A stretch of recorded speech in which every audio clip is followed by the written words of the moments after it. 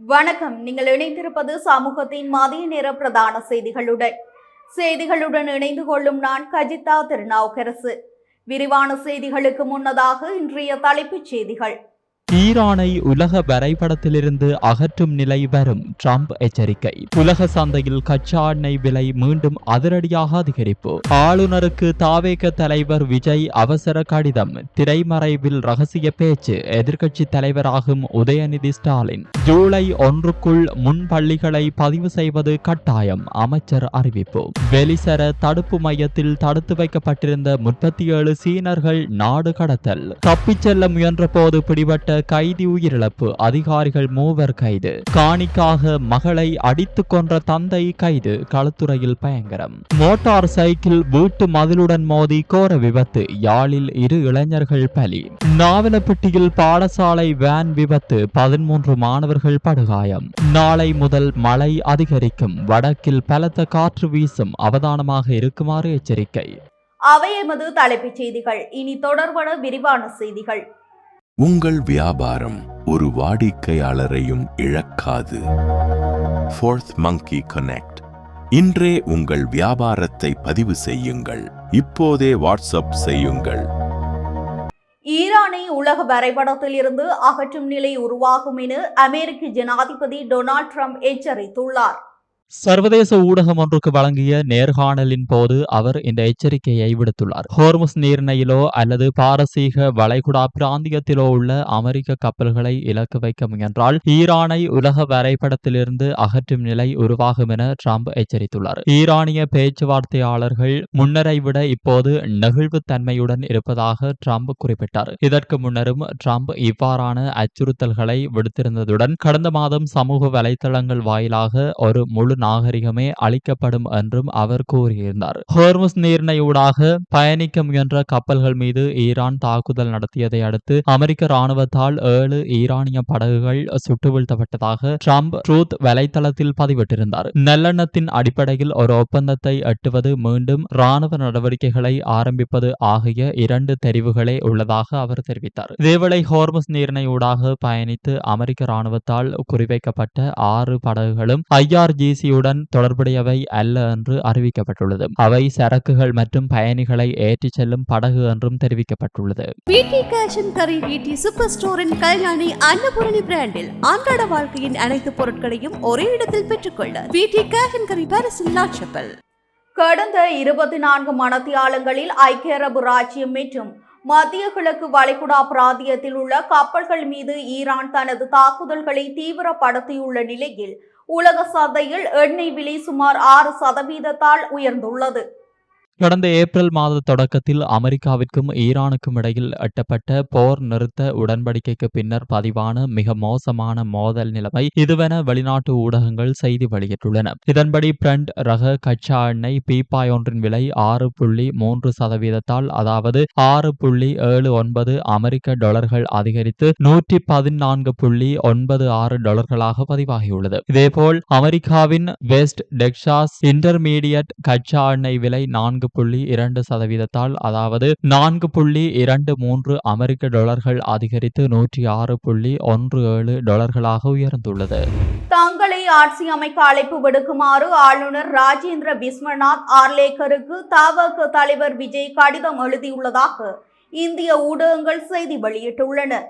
நடந்து முடிந்த தமிழ்நாடு சட்டசபை தேர்தலில் தமிழக வெற்றிக் கழகம் 108 இடங்களில் வெற்றி பெற்றது. இருப்பினும் ஆட்சி அமைக்க 118 இடங்கள் தேவையெனில் தனிப்பெரும்பான்மை கிடைக்காததால் கூட்டணி ஆட்சி அமையும் சூழல் ஏற்பட்டுள்ளது. இந்த நிலையில் தங்களை ஆட்சி அமைக்க அழைப்பு விடுக்குமாறு ஆளுநர் ராஜேந்திர விஸ்வநாத் அர்லேக்கருக்கு தாவேக தலைவர் விஜய் கடிதம் எழுதியுள்ளதாக இந்திய ஊடகங்கள் செய்தி வெளியிட்டுள்ளன. மேலும் பெரும்பான்மையை நிரூபிக்க 14 நாட்கள் அவகாசம் வேண்டும் என தமிழக வெற்றி கழக தலைவர் கோரியுள்ளதாக தகவல் வெளியாகியுள்ளது. இதனிடையே ஆட்சி அமைக்க அழைப்பு விடுக்குமாறு ஆளுநருக்கு தாவேக தலைவர் விஜய் மின்னஞ்சல் மூலம் கடிதம் அனுப்பிய நிலையில் ஆளுநர் அவசரமாக இன்று சென்னை செல்ல உள்ளதாக கூறப்படுகிறது. சென்னை திரும்பும் ஆளுநர் அதிகாரிகள் மற்றும் சட்ட வல்லுநர்களுடன் ஆலோசனை நடத்த உள்ளதாக தகவல் வெளியாகியுள்ளது. தாவேக பெரும்பான்மையை பெறுமா என்பதை தீர்மானிப்பதற்காக தீவிரமான திரை மறைவு பேச்சுவார்த்தைகள் தொடர்ந்து கொண்டிருந்தாலும் பதவியேற்பு மே மாதம் 7 முதலாம் தேதிக்கு முன்பே நடைபெறக்கூடும் என்று தகவல்கள் தெரிவிக்கின்றன. இந்த நிலையில் தமிழ்நாடு சட்டமன்ற எதிர்க்கட்சி தலைவராக உதயநிதி ஸ்டாலின் தேர்ந்தெடுக்கப்பட அதிக வாய்ப்புள்ளதாக கூறப்படுகிறது. விஜயை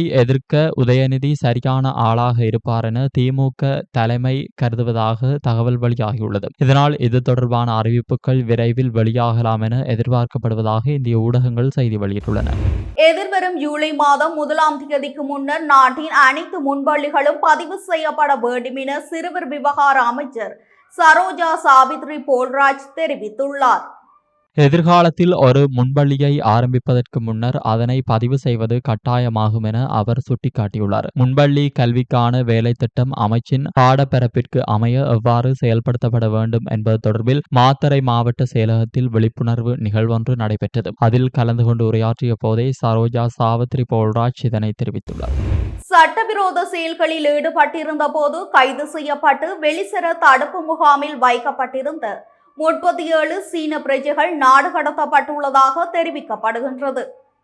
இவர்கள் குடிவரவு குடியல்வு திணைக்களத்தின் விதிமுறைகளை மீறி சட்டவிரோத முறையில் நாட்டில் தங்கியிருந்ததுடன் பல்வேறு சட்டவிரோத செயல்களிலும் ஈடுபட்டு வந்துள்ளனர். நாடு கடத்தப்பட்டவர்களில் 6 பெண்களும் அடங்குவதாக தெரிவிக்கப்படுகிறது. இவர்களை சீனாவிற்கு அழைத்து செல்வதற்காக அந்நாட்டின் 11 பாதுகாப்பு அதிகாரிகள் கடுநாயக்க விமான நிலையத்திற்கு வருகை தந்திருந்தனர். இவர்கள் அனைவரும் நேற்றிரவு 10:50 மணியளவில் சீன ஈஸ்டர்ன் விமான சேவைக்கு சொந்தமான MU 714 என்ற சாதாரண பயணிகள் விமானம் மூலம் சீனாவிலிருந்து குன்மிங் நகருக்கு அழைத்து செல்லப்பட்டதாக தெரிவிக்கப்பட்டுள்ளது. தப்பிச் செல்ல முயன்ற போது பிடிபட்ட கைதி ஒருவர் நேற்று உயிரிழந்ததை தொடர்ந்து வெளிக்கடை சிறைச்சாலையின் 3 சிறை காவலர்கள் பொருளை போலீசாரால் கைது செய்யப்பட்டுள்ளனர். வெளிக்கடை சிறையில் போதைப் பொருள் குற்றச்சாட்டின் பெயரில் சிறை தண்டனை அனுபவித்து வரும் கைதி ஒருவர் நேற்று முன்தினம் பிற்பகல் சிறையில் உள்ள விளையாட்டு மைதானத்தை சுத்தம் செய்வதற்காக அதிகாரிகளால் அழைத்து செல்லப்பட்டார். இந்த நிலையிலேயே கைதி தப்பிச் சென்றுள்ளதாக தெரிவிக்கப்படுகிறது. தப்பிச் சென்ற கைதியை உடனடியாக பின்தொடர்ந்த சிறை அதிகாரிகள் பெரும் முயற்சிக்கு பின் பொருளை பகுதியில் வைத்து கைது செய்தனர். அப்போது கைதிக்கும் அதிகாரிகளுக்கும் இடையே மோதல் ஏற்பட்டதாக தெரிவிக்கப்பட்டுள்ளது. அதன் பிறகு கைதி மீண்டும் சிறைக்கு அழைத்து செல்லப்பட்டுள்ளார்.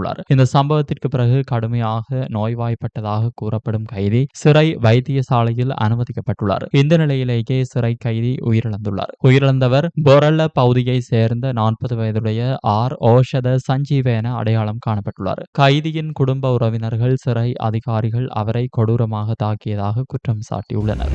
களுத்துறை வடக்கு பகுதியில் நீண்ட காலமாக நிலவி வந்த காணி தகராறு காரணமாக தனது 35 வயதுடைய மகளை இரும்பு பொருளால் தாக்கி கொலை செய்த குற்றச்சாட்டில் தந்தை ஒருவர் கைது செய்யப்பட்டுள்ளார். இந்த கொடூர சம்பவம் போசிபுர பகுதியில் நேற்று இடம்பெற்றுள்ளது. தாக்குதலில் படுகாயமடைந்த பெண் நாகுட வைத்தியசாலையில் அனுமதிக்கப்பட்டதன் பின் சிகிச்சை பலனின்றி உயிரிழந்துள்ளார். காணி உரிமை தொடர்பாக இருவருக்கு இடையே ஏற்பட்டு முருகல் நிலை முற்றியதாலேயே தந்தை இந்த தாக்குதலை நடத்தியுள்ளதாக ஆரம்பகட்ட விசாரணைகளில் தெரியவந்துள்ளது. தற்போது சந்தேக நபரான 63 வயதுடைய தந்தை போலீஸ் காவலில் வைக்கப்பட்டுள்ளார். உயிரிழந்தவரின் சடலம் பிரேத பரிசோதனைக்காக களுத்துறை வைத்தியசாலையின் பிரேத அறையில் வைக்கப்பட்டுள்ளது. இந்த சம்பவம் தொடர்பில் களுத்துறை வடக்கு போலீசார் மேலதிக விசாரணைகளை முன்னெடுத்து வருகின்றனர். இலங்கையில் மதுபான நுகர்வு கணிசமாக அதிகரித்து வருவதாக மதுபானம் மற்றும் போதைப்பொருள் தகவல் மையம் தெரிவித்துள்ளது. 2025 ஆண்டுக்கான தரவுகளின்படி உள்நாட்டு பியர் உற்பத்தி 5% உயர்ந்துள்ளதுடன் மற்ற மதுபானங்களின் உற்பத்தி 17% அதிகரித்துள்ளதாக குறிப்பிடப்பட்டுள்ளது. 2024 ஆண்டின் தொடக்கம் முதல் மதுபானங்களின் விலைகளில் குறிப்பிடத்தக்க மாற்றம் இல்லாதது நுகர்வு அதிகரிப்பிற்கு முக்கிய காரணமாக அமைந்துள்ளதாக போதைப்பொருள் தகவல் மையம் சுட்டிக்காட்டியுள்ளது. பணவீக்கம் நிலவியிருந்த போதிலும் மக்களின் வாங்கும் திறன் உயர்ந்திருப்பதும் மதுபானங்களுக்கு உள்ள தேவை அதிகரிக்க காரணமாகியுள்ளது. மேலும் கடந்த காலங்களில் அமல்படுத்தப்பட்ட வரி உயர்வுகள் விற்பனை அளவை குறைத்திருந்த போதிலும் தற்போதைய நிலையில் கலால் வரி வருவாய் மீண்டும் அதிகரித்துள்ளதாகவும் அந்த மையம் தெரிவித்துள்ளது. யாழ்ப்பாணம் கோப்பாய் சந்திக்கும் பிரதேச செயலகத்திற்கும் இடையில் நேற்று நள்ளிரவு இடம்பெற்ற மோட்டார் சைக்கிள் விபத்தில் 2 இளைஞர்கள் உயிரிழந்துள்ளனர். சம்பவத்தில் கரவெட்டி வடக்கைச் சேர்ந்து 22 மற்றும் 24 வயதுடைய இருவரே உயிரிழந்தனர். மோட்டார் சைக்கிள் வேக கட்டுப்பாட்டை இழந்து வீடு ஒன்றின் மதலுடன் மோதி இவ்விபத்து இடம்பெற்றுள்ளது. குறித்த இளைஞர்கள் யாழ்ப்பாணத்திலிருந்து மோட்டார் சைக்கிள் வேக கட்டுப்பாட்டை இழந்து வீடு ஒன்றின் மதலுடன் மோதி இவ்விபத்து இடம்பெற்றுள்ளது. குறித்த இளைஞர்கள் யாழ்ப்பாணத்திலிருந்து பருத்தித்துறை நோக்கி பயணித்த போதே இந்த விபத்து நேர்ந்துள்ளது. 2 இளைஞர்களும் காயமடைந்த நிலையில் யாழ்ப்பாணம் போதனா மருத்துவமனையில் அனுமதிக்கப்பட்டதன் பின்னர் உயிரிழந்துள்ளனர். இருவரது சடலங்களும் பிரேத பரிசோதனைக்காக யாழ்ப்பாணம் போதனா வைத்தியசாலையில் வைக்கப்பட்டுள்ளது. விபத்து சம்பவம் தொடர்பாக கோப்பாய் போலீசார் விசாரணைகளை முன்னெடுத்து வருகின்றனர். நாவலப்பிட்டி பகுதியில் பாடசாலை மாணவர்களை ஏற்றிச் சென்ற வேன் விபத்துக்குள்ளானதில் 13 மாணவர்கள் படுகாயமடைந்துள்ளனர்.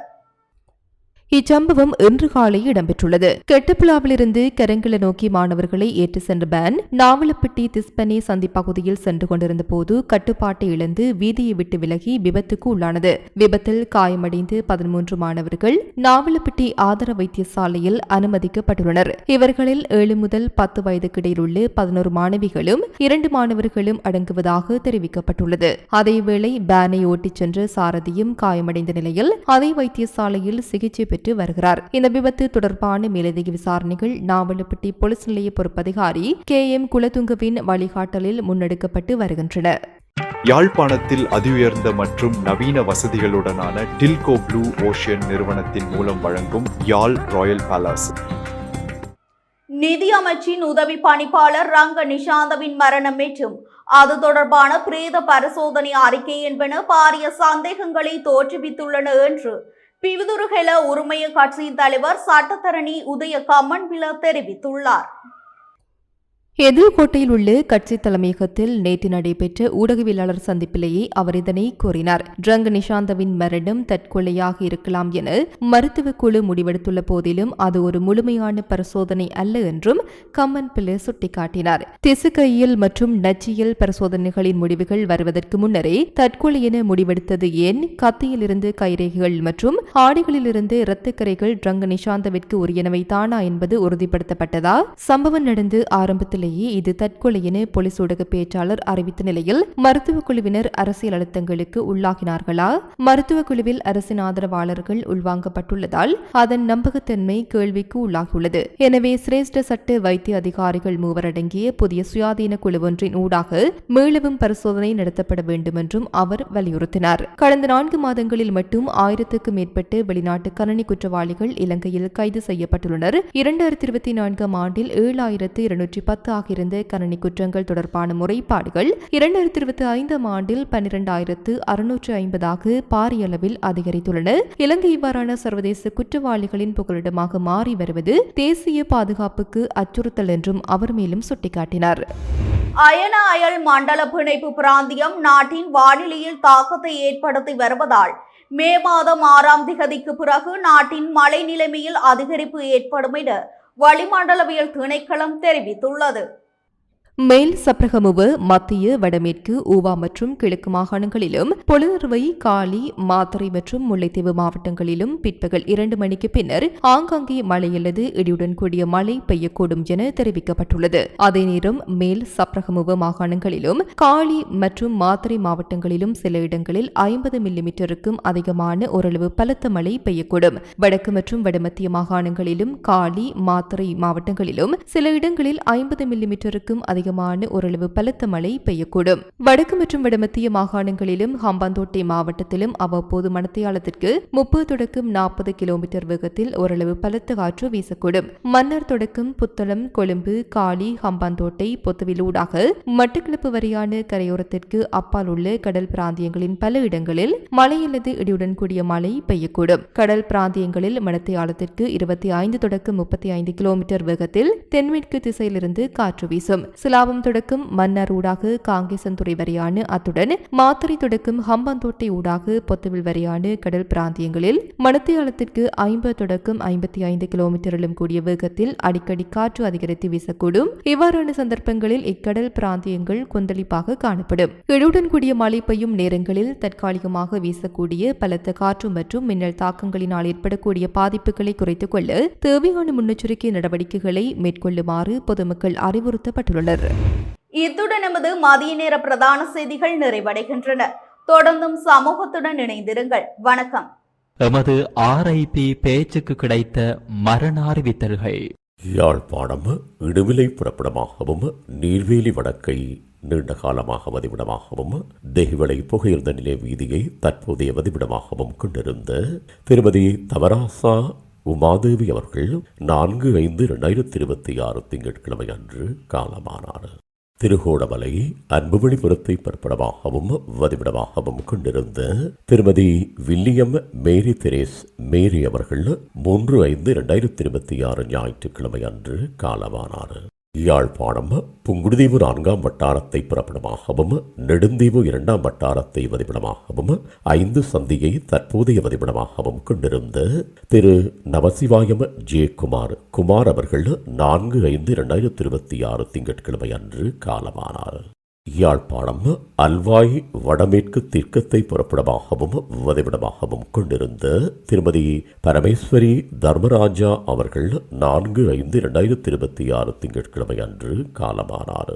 மேலே அறிவிக்கப்பட்ட அனைத்து மரண அறிவித்தல் இறுதிக்கிரியை பற்றிய தகவல்களை அறிந்து கொள்ள ரிப் பேஜை பார்வையிடுங்கள். இதற்கான லிங்க் கீழிருக்கும் டிஸ்கிரிப்ஷனில் பார்வையிடலாம்.